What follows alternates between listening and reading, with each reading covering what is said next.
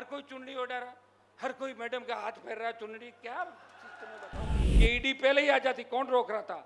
लेकिन इनको भी चुनाव के साल में ईडी को भेजना है, भेज के सौदेबाजी करेंगे, मुझे गिरफ्तार करो। और अगर आपसे मैं नहीं होता हूं तो आप इधर मेरी कुर्सी पे आओ, सीएम वाली पे मुझे भेजो, यही पकड़ता हूं आपको।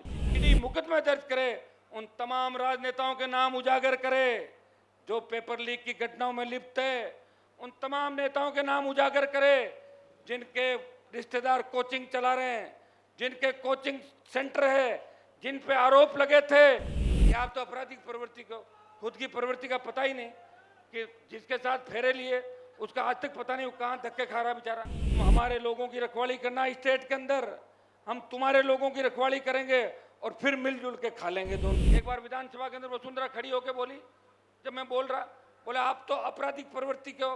मैंने कहा मैडम, जाट की बहू, गुजर की बेटी, उसकी समदन राजपूत की बेटी, पता नहीं कितने कितने समाजों की बात करके बड़े बड़े लोगों को ठगा। अशोक गहलोत ने कहा कि जब मेरी सरकार गिर रही थी तो वसुंधरा ने मेरी सरकार बचाई। कहा था कि नहीं कहा था? और ये मैंने कब कहा था? 2009 में कहा था कि गहलोत वसुंधरा मिले हुए, इसलिए हनुमान बेनीवाल अलग चलेगा राजस्थान के अंदर। अशोक गहलोत ये कहते हैं कि बहुत बड़ा भ्रष्टाचार हो रहा है, खुद कहते हैं। अरे मुख्यमंत्री जी, जब आपके राज्य में भ्रष्टाचार हो रहा है, आप मुख्यमंत्री हो, या तो झूठ मत बोलो और सच बोल रहे हो। तो को लेके आरएलपी ने मामला उठाया था और पेपर लीक को लेके लोकसभा के अंदर भी मामला उठा, रीट का एक एग्जाम रद्द हुआ और सिविल लाइन पे हजारों की तादाद के अंदर आप लोग गए थे। हमने ईडी और सीबीआई जांच की मांग की थी। गहलोत ने एक भी जांच सीबीआई को नहीं दी आज तक। अगर एक जांच भी सीबीआई को दे देते तो हम मान लेते कि गहलोत जी आपकी मंशा साफ है, आप सीबीआई को दे नहीं रहे हो। राज्यपाल जिसको दिल्ली नियुक्त करती है, ये ईडी पहले ही आ जाती, कौन रोक रहा था? लेकिन इनको भी चुनाव के साल में ईडी को भेजना है, भेज के सौदेबाजी करेंगे। तुम हमारे लोगों की रखवाली करना स्टेट के अंदर, हम तुम्हारे लोगों की रखवाली करेंगे और फिर मिलजुल के खा लेंगे दोनों। अशोक गहलोत ने कहा कि जब मेरी सरकार गिर रही थी तो वसुंधरा ने मेरी सरकार बचाई। कहा था कि नहीं कहा था? और ये मैंने कब कहा था? 2009 में कहा था कि गहलोत वसुंधरा मिले हुए, इसलिए हनुमान बेनीवाल अलग चलेगा राजस्थान के अंदर। और 15 साल से उसी लड़ाई को आगे लेके चल रहा हूं। मैं मांग करता हूं कि ईडी खाली नोटिस देके अपना टाइम पास नहीं करे, लोगों का टाइम खराब नहीं करे। ईडी मुकदमा दर्ज करे, उन तमाम राजनेताओं के नाम उजागर करे जो पेपर लीक की घटनाओं में लिप्त है, उन तमाम नेताओं के नाम उजागर करे जिनके रिश्तेदार कोचिंग चला रहे हैं, जिनके कोचिंग सेंटर है, जिन पे आरोप लगे थे, उन लोगों को भी ईडी को खुला करना चाहिए। भाइयों, आरपीएससी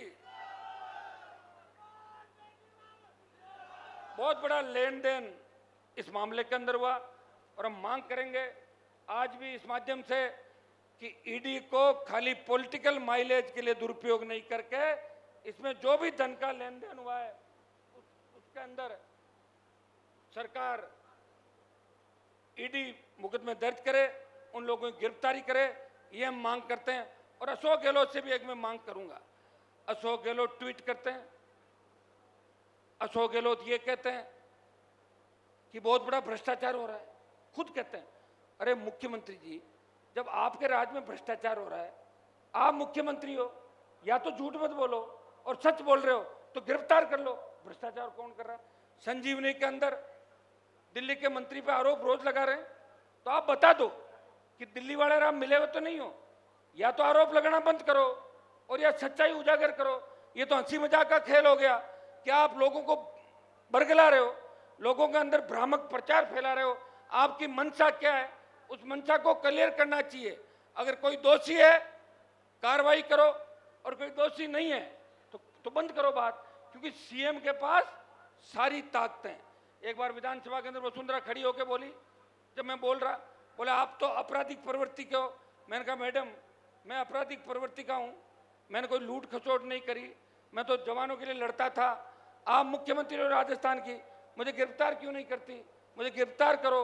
और अगर आपसे मैं नहीं होता हूँ तो आप इधर मेरी कुर्सी पे आओ, सीएम वाली पे मुझे भेजो, यही पकड़ता हूँ आपको इसी समय। तो करो ना मुझे गिरफ्तार। बातें कहने से अलग होता है कि आप तो आपराधिक प्रवृत्ति को, खुद की प्रवृत्ति का पता ही नहीं कि जिसके साथ फेरे लिए उसका आज तक पता नहीं वो कहाँ धक्के खा रहा बेचारा। वो हमारा जाटों का राजा धौलपुर वाला महाराज, वो धौलपुर छोड़ के कभी का चला गया। बताइए आप किस तरह राजस्थान को लूटा आपने। जाट की बहू, गुजर की बेटी, उसकी समदन राजपूत की बेटी, पता नहीं कितने कितने समाजों की बात करके बड़े बड़े लोगों को ठगा। हर कोई चुनरी ओढ़ा रहा, हर कोई मैडम का हाथ फेर रहा है चुनरी। क्या सिस्टम है बताओ मुझे। तो बहुत गलत तरीके से लूट खसोट इन दोनों ने मिलके की राजस्थान के अंदर। और अशोक गहलोत खुद ही बोल गए कि वसुंधरा अगर नहीं होती तो मेरी सरकार नहीं बचती। इसका मतलब मैं सही बोल रहा हूँ भाइयों। 20 सालों में शायद जितने भी आरपीएससी के चेयरमैन बने और सदस्य बने, मैं कहता हूं इन्होंने अपने 100 रिश्तेदारों को आरएस टॉप करा रहे हैं, आरजेएस करा रहे हैं। उनके 2nd डिवीजन ग्रेजुएशन में, 3rd डिवीजन 10th 12th में और पोस्ट ग्रेजुएट में 2nd डिवीजन। वो कैसे टॉप कर सकता बताइए मुझे। ये इसकी जांच कौन करेगा। स्टेट गवर्नमेंट सीबीआई के लिए लिखे, सीबीआई जांच करेगी। स्टेट लिख नहीं रहा है, दिल्ली वालों को मतलब नहीं, वो दूसरे कामों में लगे हुए हैं।